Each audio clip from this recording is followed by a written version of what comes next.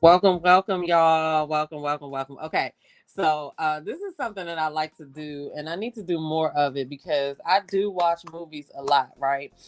And I'm gonna go ahead and admit this, judge your mother, but I like those. I don't want to say bad black movies or whatever, but I like me like a simple you know, movie. It doesn't have to be all like high profile or anything like that. Like I used to buy bootleg movies back in the day, and I used to watch all the little, chitlin circuit movies, I guess you could call them.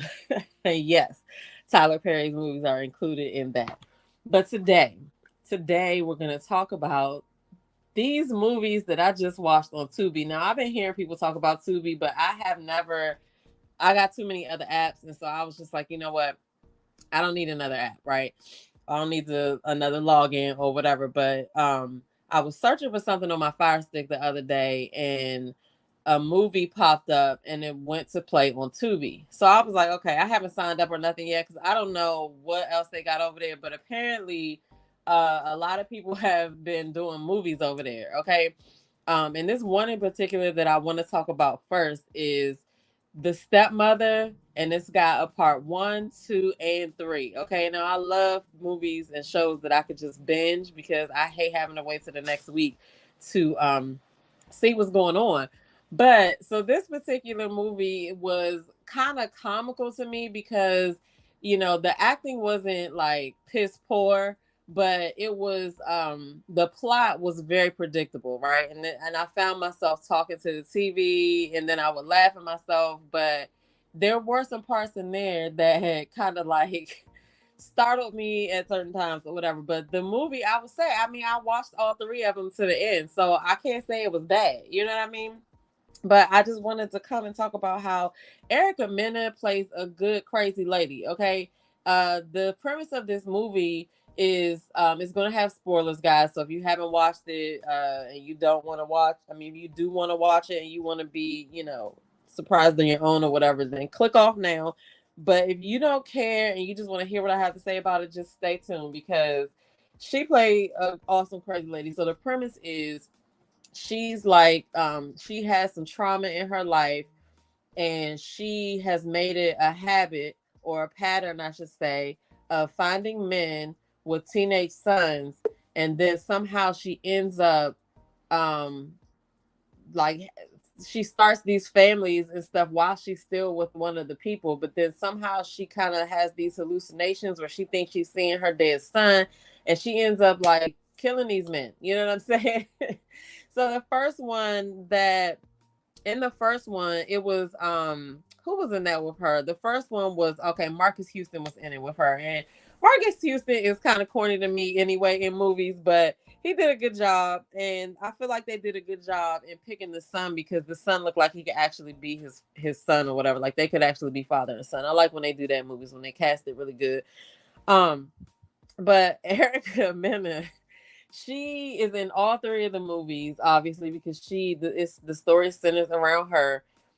She has these voices, and I feel like she had multiple personalities because sometimes she would go in and out of um, different personalities, and she would change her name with each relationship. Okay, um, but it was crazy. Okay, she didn't kill Marcus Houston until the end, I believe. She killed him in part three because she left and started another family, and then she came back because his son had figured out who she was.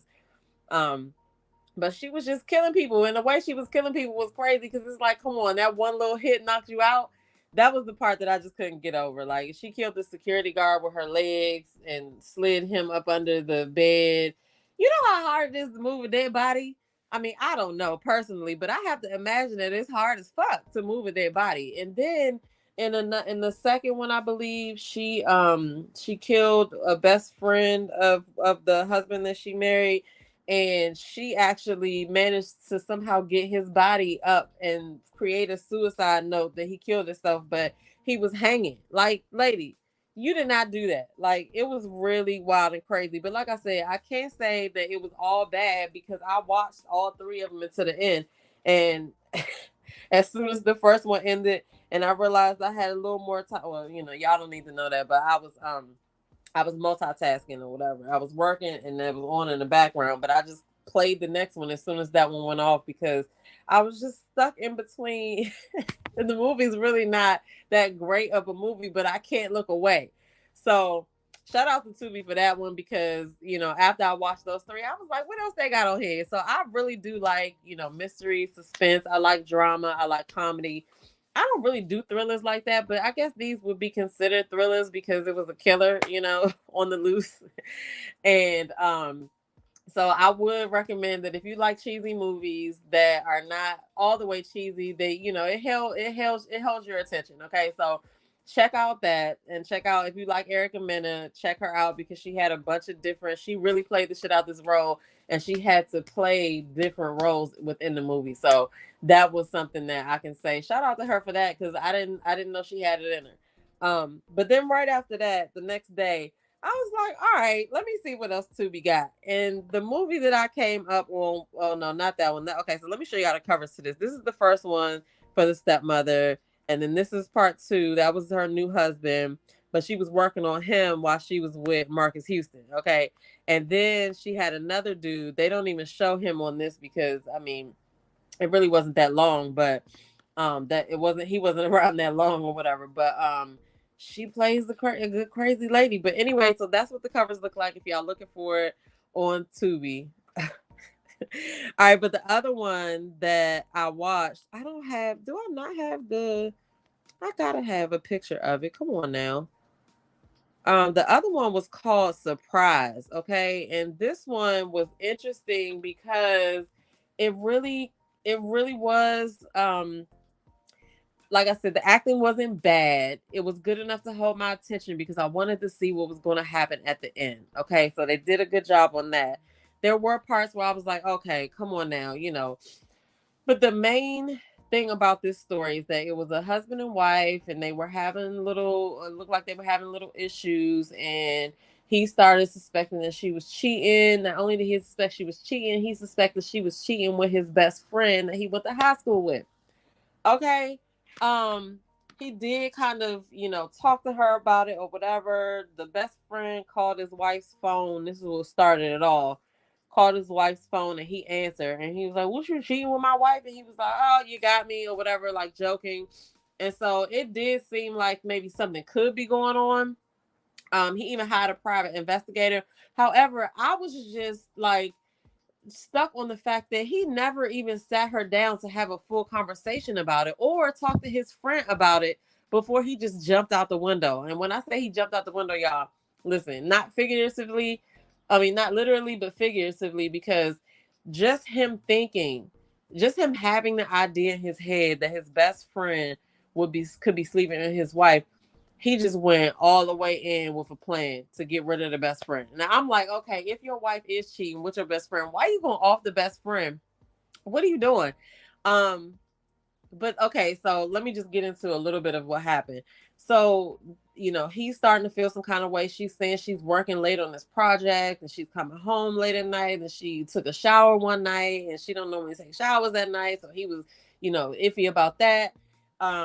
He ended up calling meeting with a private investigator. So the private investigator did his thing, brought him back pictures. Now the pictures that he showed only showed that they were at a location together outside. They did have a hug, but it wasn't nothing. They didn't show anything else, right? They didn't show no pictures of them naked together or nothing like that. It just showed that they were meeting up at certain times. Now, he also got into her email and saw that they were messaging back and forth and stuff like that, but he didn't really open them up and read them. He just looked at the fact that she had emails with this dude. And um, okay, he found a plane ticket for two to Hawaii. And so then, he goes on acting like he don't know what happened. He never showed his wife the pictures that he got from the private investigator. He just tried to act like everything was all right. And then he tried to get her to go out of town with him over the weekend after he had met with the private investigator. And not only did he meet with the private investigator, but he ended up asking the private investigator how he could like get rid of the dude. And so he gives him all these instructions. He's like, you can't turn back from this. You need to think about it. conversation might be necessary. Da da da. And he was like, nope. He was like, what's the process? I want you to put me in contact with somebody who can get rid of my friend. Lord have mercy. I was like, no, because once you do stuff like that, and I don't know from experience, but from other movies that I've watched, once that is put in motion, it's no way to stop it. Like, you done got this person involved to agree to kill somebody, and you gonna come back and change your mind like there's no turning back on that. So anyway, he paid the dude $20,000. The agreement was that he better not call the dude back because then he'll come kill him. He said the job will be done in 48 hours. He was gonna get a text to let him know. So this Bama gets all like, he started to get like happy about his decision. He even talked to the friend a little bit, but he talked to the friend from the standpoint of, I know he about to be removed and he lying to me and whatever. And the friend was just like checking on him like, are you all right? Everything will make sense soon. This Bama paid the $20,000 and put the stuff in motion. Now, at this point, he's supposed to have a date with his wife. So he gets all dressed up. He talking to himself in the mirror about how, I want to look good for you when you tell me that you've been sleeping with my best friend. He's talking to himself in the mirror. So he gets to this location and she pops in like, oh, hey, honey. And he's like, why are you what's all the excitement for or whatever? So she covers his eyes and she's like, come on back here. She leads him back to a private part of the restaurant where all of his friends are there. It's a late surprise birthday party that his best friend has been working with his wife on to plan for him. The Hawaii tickets were for them. And at this point, it's close to the 48 hours. So he calling his friend. Everybody's giving him props because he's like, your friend Greg helped us do this. And he had a hookup for the Hawaii tickets and this and that. So now he faints because now he's feeling all of the stuff come back. And my thing is, he never had the conversation. Like, how do you just jump all the way to that conclusion and make a decision to end somebody's life before you even, I don't even know why I'm even saying it like that, because that should not have even been in question. But communication, you know what I mean? Like, communication. It would have solved all of that and he wouldn't have been looking crazy. Now, he fell out because he got the text while he was at the party. Everybody's wondering where Greg is and stuff like that. But then it went off like that. So I was kind of like, damn, I wanted to know what was going to happen because now he got to live with that for the rest of his life. Did he tell his wife? Like, you know what I mean? But again, I watched it to the end. So these are two, it's really 4 movies, but the first one is the Stepmother, but it has part 1, 2, and 3. And then Surprise. I mean, if you like I said, if you like movies that are considered, or like plays that are considered from the Chitlin circuit, this is kind of like that. It's not a play, but it's not like a blockbuster or anything like that. But if you saw these movies, get in the comments below. Let me know what your thoughts are. But that last movie, Surprise, that just kind of showed me, not that all men are like this, but a lot of times they jump to conclusions without even having a conversation. I guess they could say the same thing for us too, but like, listen, a conversation is needed, is always needed. Like, you don't have clarity if you're not talking to the other people that you're making decisions for. Like that was just crazy to me. So the whole time I was just sitting here like, no, go talk to her, go talk to him. Like, what you doing? You can't do this. So, I mean, for that reason, since I got that reaction out of me, I felt like I needed to come do like a little recap, suggestion, review type of video for anybody else that likes these kinds of movies, because those are the ones that I watched in this past couple of weeks. So, like I said, get in the comments below. Let me know your thoughts. Have you seen these movies? Do you watch TUBI? Do you have any recommendations for stuff on TUBI? I'm your girl, Damita Joe, and I'll see you guys in the next video. Peace.